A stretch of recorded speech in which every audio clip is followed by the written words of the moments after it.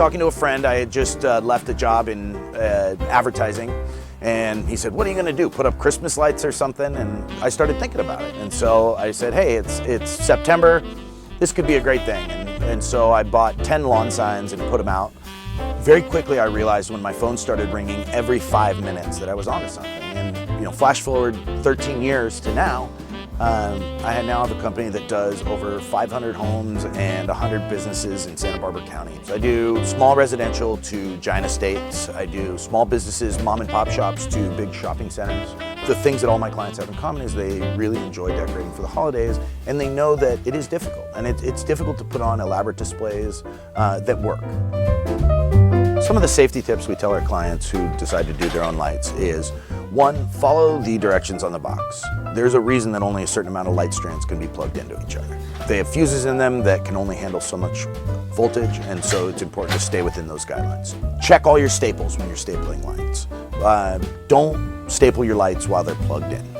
Check them, plug them in, make sure they're working, and then staple while they're unplugged. Because if you hit a wire while you're stapling, you can short out the outlet, you can trip the breaker, or worst case scenario, you can give yourself a really good shock. Check your strands for broken bulbs while you're there on the ground. Plug everything in before you put it up so you don't have any frustrating outages, and make sure that everything is working. One of the things we use to aid in installation in wrapping trees is we get an extension pole and put a weenie roller handle that you can buy at any paint store or Home Depot, and bend the handle over.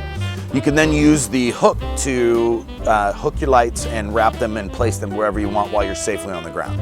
When you finish your tree, sometimes you have extra lights, which you can see here.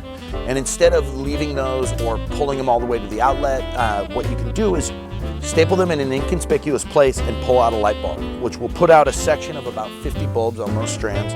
So that way these don't light up at night, which would make your tree look less symmetrical or unprofessional. One of the things that can cause a GFI to pop is moisture touching the metal prongs on your plugs. It's important when you plug in your extension cord to face it down like an umbrella, so that when it does rain, water runs off and not into your outlets.